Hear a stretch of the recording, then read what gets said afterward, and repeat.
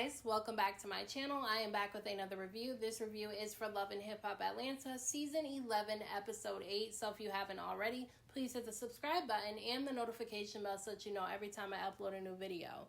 There is so much to talk about in this episode because so much went down. So let's just get right into this review.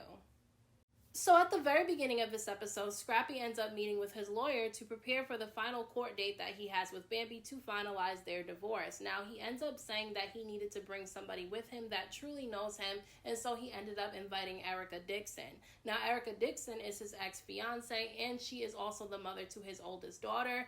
And honestly, he said that he brought her there because he wanted her support and he wanted somebody there that really knows him. But I feel like he did it completely just to spite Bambi.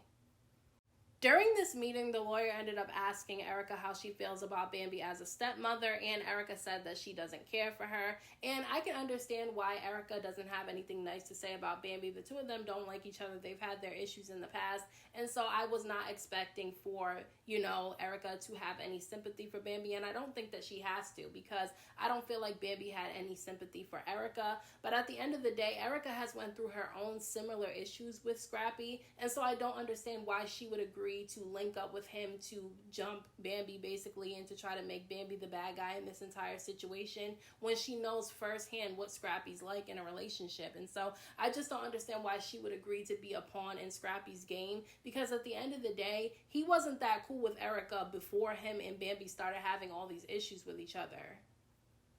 Erica ended up saying in her confessional that she wanted a front row seat to Bambi's karma, and I'm not saying that she's wrong for feeling that way, but at the end of the day, I don't feel like that's something that she should be celebrating with Scrappy, or she should be on Scrappy's side in this situation, because at the end of the day, Scrappy did the same thing to her. The same way that Diamond was in the picture with Bambi and Scrappy is the same thing that happened when Erica was with Scrappy as well. Diamond was also in the picture, and so I just don't understand why she would want to link up with him in order to celebrate Bambi's karma and to make sure that she gets it. That doesn't make any sense to me, because that's something that you would joke about and laugh about with your girlfriends, not something that you would do with the man who put you through the same thing. I just don't agree with that. I don't agree with celebrating another woman's pain.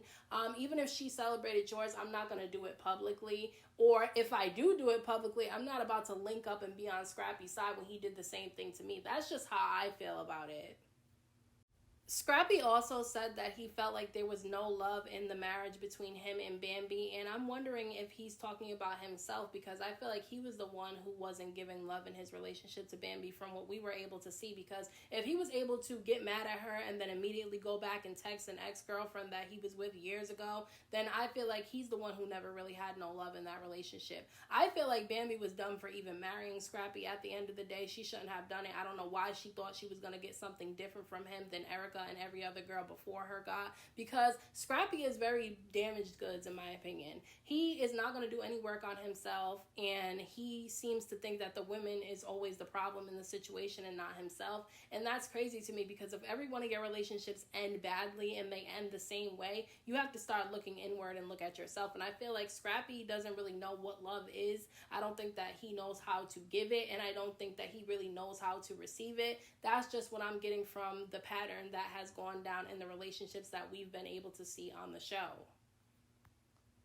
Kirk ends up coming home to Rasheeda with a really bad attitude. He is pissed off at her because their grand opening for one of their businesses is coming up, and because she didn't file for the permit in time, they may not be able to open when they were supposed to. And so he is talking down to her, basically trying to say that she doesn't do her part. And she gets really upset about this because she feels like she does beyond her part. And I honestly feel like he should have handled this very differently, because she extends him so much grace in this marriage. He has cheated on her and made her look like a fool so many times, and she's still with him. So I feel like he could have at least extended her some type of grace and gave her a pass when it came to this particular situation.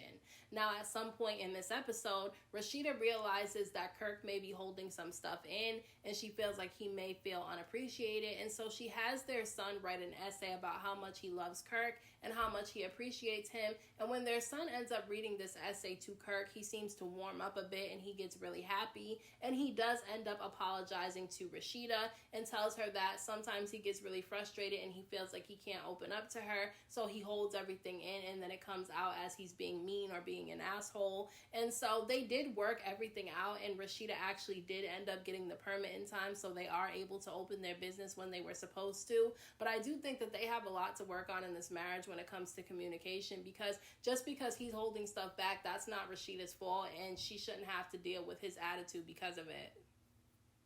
Scrappy ends up taking out Erica and their daughter Imani for her 18th birthday, and it is nice to see them getting along with each other and having a healthy co-parenting situation because of how toxic it was in the past. But I do feel like they're playing it up for the cameras in order to spite Bambi, because I don't think they're as cool as they're trying to make it out to be, and I also don't feel like they've been cool for that long. I think Erica did say that they just recently got cool with each other, so I honestly feel like they're doing this in order to try to spite Bambi.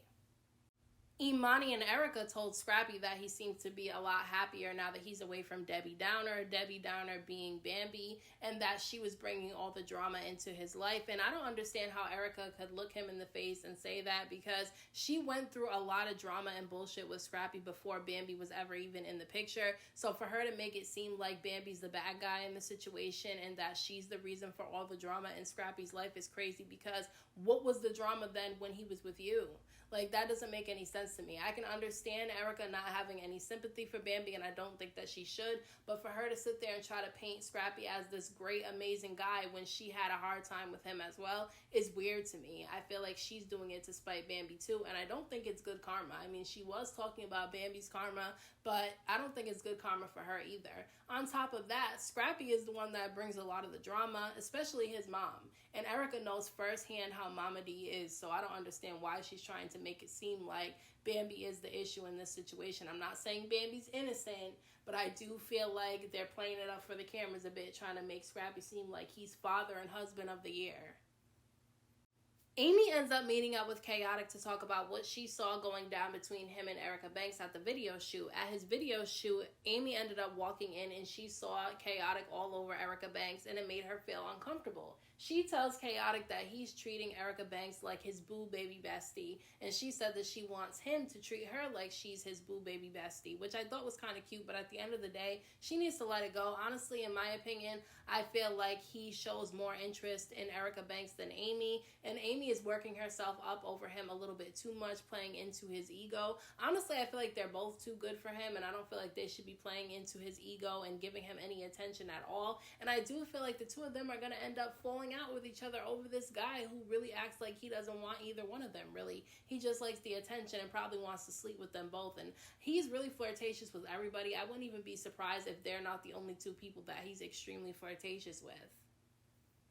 Now, Yandy ended up inviting all the ladies to this event that Mita was doing. It was women's empowerment for women in the music industry, and Amy and Erica Banks were both there. And Amy ends up going to Erica Banks to talk to her about the conversation that she recently had with Chaotic and about what she saw going down between him and Erica Banks. Now, Erica Banks doesn't seem to be sweating Amy at all because she feels like she knows her place with Chaotic. She actually said in her confessional that Amy needs to let it go because obviously Chaotic is way more interested in her, and I feel like Amy should let it go too. She's making it seem like she's like really wants to be in a relationship with him, and if he's not giving you that same energy, you need to let it go. And then she keeps going to Erica Banks about it because it seems like she wants Erica Banks to just stop dealing with Chaotic so that she could have him.